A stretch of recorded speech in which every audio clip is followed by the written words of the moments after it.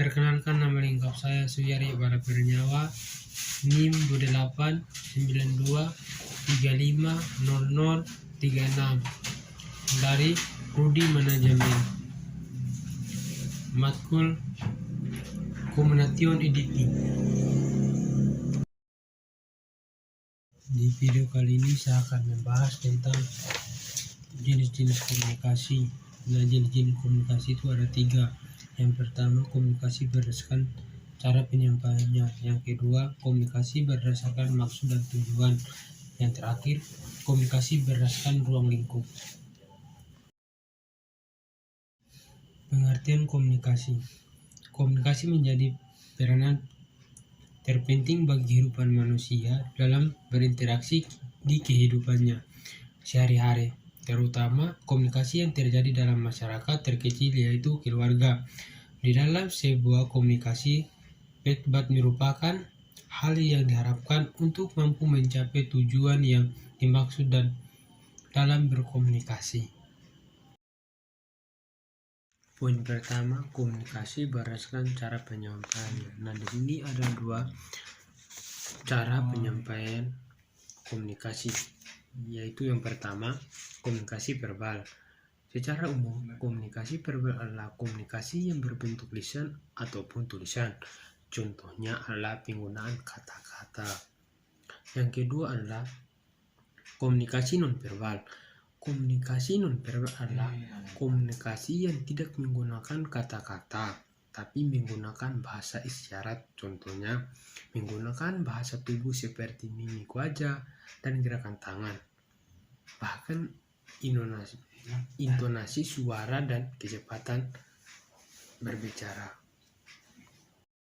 Nah, di sini ada 7 jenis komunikasi verbal dan non-verbal. Yang pertama, komunikasi lisan. Yang kedua, komunikasi tertulis. Yang ketiga, komunikasi langsung. Yang keempat, komunikasi tidak langsung. Yang kelima, komunikasi formal. Yang keenam, komunikasi informal.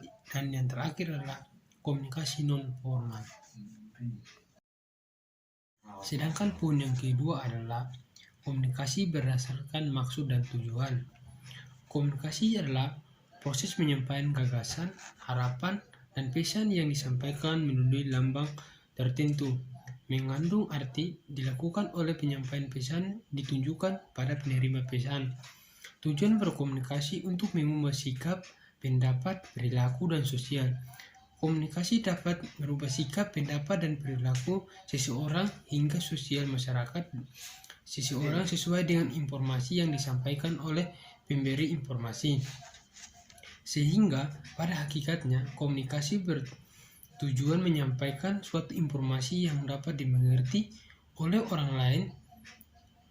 lain.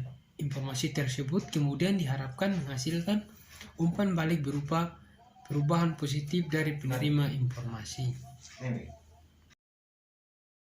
Poin yang ketiga adalah komunikasi menurut ruang lingkupnya. Ruang lingkup terjadi komunikasi merupakan batas jenis komunikasi yang sedang dilakukan. Maka dalam komunikasi menurut ruang lingkup dapat dibedakan sebagai berikut, yaitu pertama, komunikasi internal. Komunikasi yang berlangsung dalam ruang lingkup atau lingkungan organisasi atau perusahaan yang terjadi di antara anggota organisasi atau perusahaan tersebut saja. Komunikasi yang dilakukan orang dalam.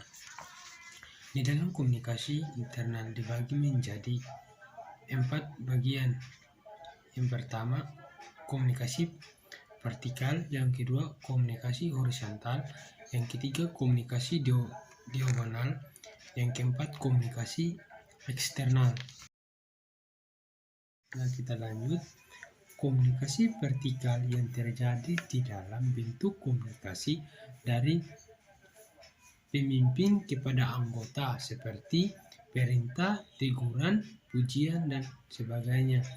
Yang kedua, komunikasi horizontal yang terjadi di dalam ruang lingkup organisasi atau perusahaan di antara orang-orang yang memiliki kedudukan sejajar.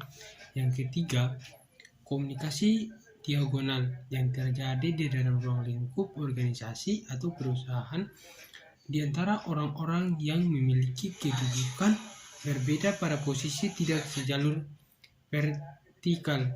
Yang keempat adalah komunikasi eksternal, komunikasi yang terjadi antara organisasi atau perusahaan dengan pihak masyarakat yang ada di luar organisasi atau perusahaan tersebut. Komunikasi eksternal dimaksudkan untuk memperoleh pengertian, kepercayaan, bantuan, dan kerjasama dengan masyarakat. Komunikasi dengan pihak luar yang bisa berbentuk eksposisi, pameran, promosi, dan sebagainya. Konferensi pers, siaran televisi, radio, dan sebagainya. Dapat kita simpulkan komunikasi. Komunikasi adalah hubungan timbal balik antara seorang individu yang menyampaikan pesan atau komunikasi kepada seseorang individu yang menerima pesan melalui media yang menimbulkan efek tertentu. Sedangkan maksud dan tujuan komunikasi untuk mewujudkan suatu pengertian yang sama antara pihak yang mengumpulkan dan pihak yang menerima informasi, gagasan, sikap, atau isi pameran lainnya.